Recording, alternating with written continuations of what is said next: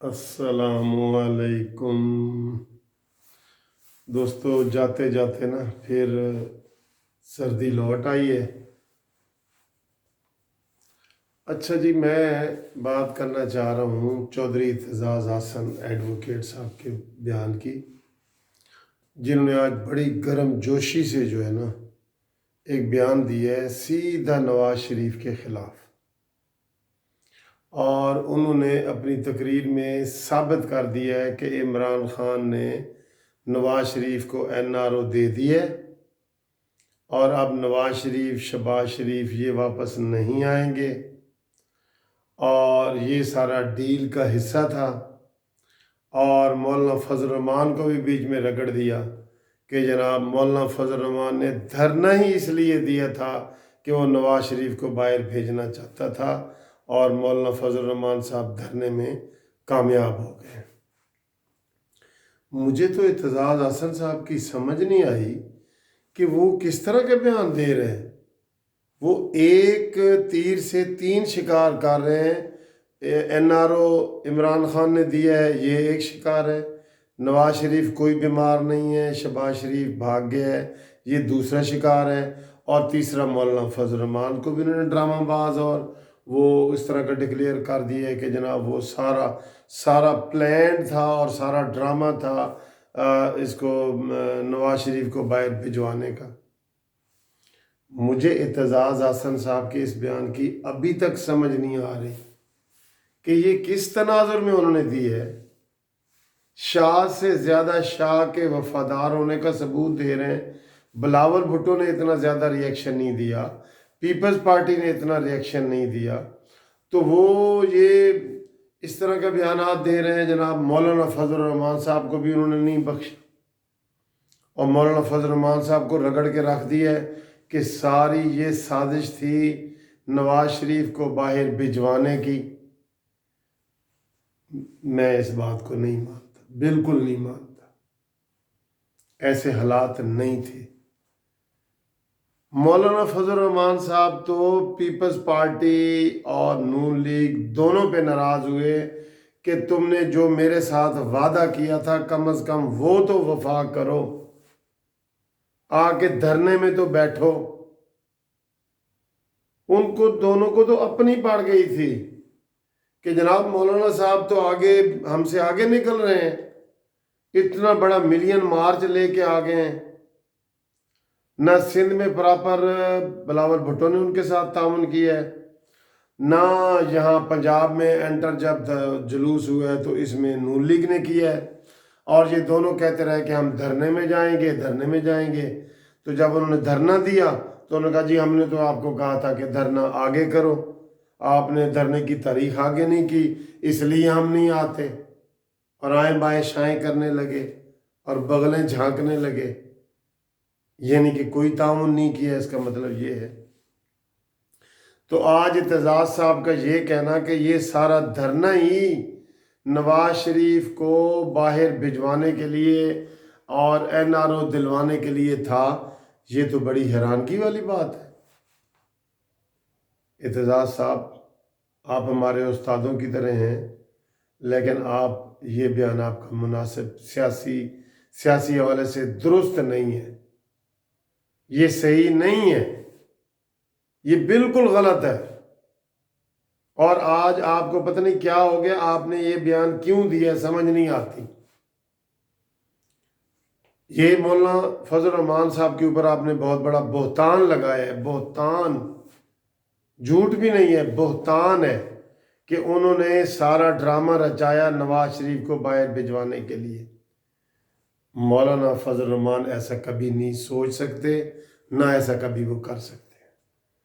वो सीधे मुंह पे कहने वाले बंदे हैं, सीधा मुंह पे 2 और 2 4 कहने वाले हैं। इसलिए मौलाना साहब की शख्सियत को आज आपने दागदार किया है और वो आखिर वक्त तक डटे रहे फजल रहमान साहब धरने में। और ये काफ लीग वाले जो अब फिर अपनी सियासत बचा रहे हैं ना, इस तरह की सियासत बचने वाली नहीं है। मौलाना फजल रहमान को इन्होंने मजबूर कर दिया था कि जनाब उठो, मार्च में सारा कुछ ठीक हो जाएगा, डबल मार्च हो जाएगा। मार्च में डबल मार्च हो जाएगा, उठो उठो उठो। और उन्होंने मौलाना फजल रहमान साहब को उठा दिया और आज एतजाज़ साहब ने उनके ऊपर और इल्ज़ाम लगा दिया। मैं नहीं मानता, मैं एतजाज़ साहब के इस बयान को नहीं मानता और मैं कहता हूँ ये बहतान है।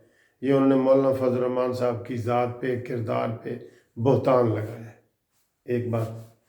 अब दूसरी बात एतजाज़ हसन साहब की, फिर उन्होंने ये जल्दी में कह दी है कि जनाब नवाज शरीफ बीमार ही नहीं है, वहाँ होटलों में वो नज़र आ रहे हैं।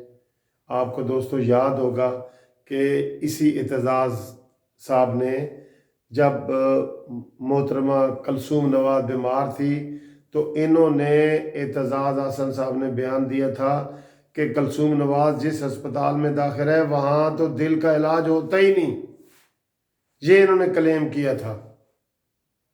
और फिर चंद दिन के बाद कलसूम नवाज साहबा फौत हो गई तो बाद में एतजाज़ हसन ने पब्लिकली माफ़ी मांगी कि मैं गलत था। अब फिर उन्होंने ये बात जो है ना कह के बहुत बड़ी गलती की है कि नवाज शरीफ बीमार नहीं है, बीमार ही नहीं है। ये सारा वो NRO करके गए हैं और फिर इमरान के ऊपर भी इतना बड़ा इल्ज़ाम लगा दिया कि ये NRO इसने दिया है। इसकी एतजाज़ हसन के इस बयान की तो सारे ही तरदीद कर रहे हैं। फजल रहमान साहब भी तरदीद कर रहे हैं, नून लीग भी तरदीद कर रही है, ये जनाब PTI भी तरदीद कर रही है। ये किस तरह का बयान दिया है एतजाज़ साहब आपने एक तीर से तीन शिकार करने की कोशिश की है, तो ये बयान आपका बिल्कुल गलत है। नवाज शरीफ साहब बिल्कुल सही बीमार हैं, उनका वहाँ पे सही इलाज हो रहा है। इधर भी आपको याद है कि जब वो अस्पताल से फारग हुए थे तो वो घर में चले गए थे और उनके घर को ही उन्होंने एक वार्ड की और एक एमरजेंसी की सूरत हाल में उन्होंने डिक्लेयर किया था कि ये इनका वार्ड है, अस्पताल का दर्जा दिया था। शरीफ अस्पताल नहीं गए थे।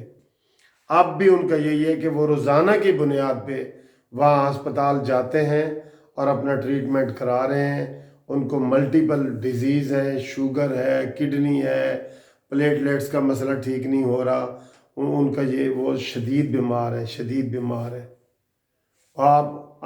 मैं शहबाज शरीफ साहब का डिफेंड नहीं करूँगा, लेकिन मैं नवाज शरीफ साहब को कभी भी जो है ना इस तरह वो झूठ बोल के बाहर जाए मैं नहीं मानता। मैं नवाज शरीफ साहब को मैं भी जानता हूँ, इसलिए मैं कह रहा हूँ कि मैं शहबाज शरीफ को दिफा नहीं करूँगा, लेकिन नवाज शरीफ ऐसा आदमी नहीं है। और सारी दुनिया ने देखा है कि वो अपनी बीवी को डेथ बेड पे छोड़ के अपनी बेटी को साथ लेके इधर जेल में आने के लिए आए हैं, सीधा जेल गए हैं यहाँ से। नवाज शरीफ की ज़ात पे कोई ऐसा इल्ज़ाम नहीं लग सकता। और एतजाज़ साहब आप अगर ऐसी बातें करेंगे ना तो ये आपने अपनी पार्टी पॉलिसी के ख़िलाफ़ भी बात की है और आपने एक ये गलत बात की है जिसको कोई दिल और दिमाग तस्लीम नहीं करता इस चीज़ को, और कोई भी तस्लीम नहीं करेगा। ठीक है, तो जनाब अपना ये बयान आपको फिर वापस लेना पड़ेगा और आप कहेंगे कि मैं कौम से शर्मिंदा हूँ कि कोई डील नहीं हुई, ये भी आप कहेंगे। और फिर आप ये भी कहेंगे कि नवाज शरीफ वाकई बीमार हैं, ये भी आपको तस्लीम करना पड़ेगा और सारी बात आपको करनी पड़ेगी। आप ऐसी बातें क्यों करते हैं? एतजाज़ साहब आपको ऐसी बात करने की ज़रूरत क्या है?